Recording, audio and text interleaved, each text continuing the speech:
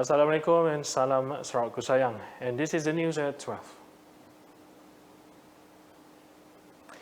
Sarawakians are now prohibited from moving between districts, with exception given only to those working in essential services. It was a part of Sarawak's strategy to stop the spread of COVID-19 during the movement control order period. According to Deputy Chief Minister Dr. Amar Douglas Uggah, those who need to travel between districts are required to obtain a permit from their district or resident officers. All those who are involved in essential services has no restriction, and the police understand that requirement. Tapi yang tidak terlibat dalam essential services ini, kita minta mereka tinggallah di rumah dan tidak perlu kita bergerak without any good reason from district to district. Kerana apabila kita tidak bergerak, maka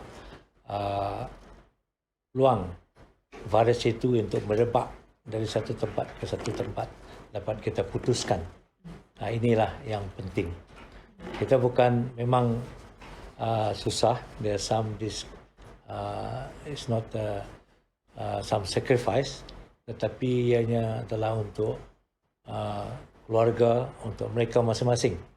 We want to make sure that this crisis will be over, so during this time I appeal to everyone to endure the pain for the safety of everyone, including their immediate family. Uggah, who is also the chairman of the State Disaster Management Committee, told this in a press conference after chairing a State Disaster Management Committee meeting. Meanwhile, Uggah disclosed that Sarawak will consider the 8 p.m. to 8 a.m. time restriction imposed by the National Security Council on all businesses, which is an hour later than the state's own 12-hour daily restriction. He said the State Disaster Management Committee has not received an official notice from the National Security Council on the time restriction, which is set to begin on April 1st after it was announced by Senior Minister Datuk Sri Ismail Sabri Yaakob. We are waiting for the official notification, and they will bring it to the committee, the State Disaster Management Committee, sama ada kita nak mengikut waktu itu atau tidak. Pada hari ini kita belum ada maklumat rasmi, cuma so we need information, and we will evaluate the situation in Sarawak. Because kita selalu membuat satu keputusan yang sesuai untuk Sarawak.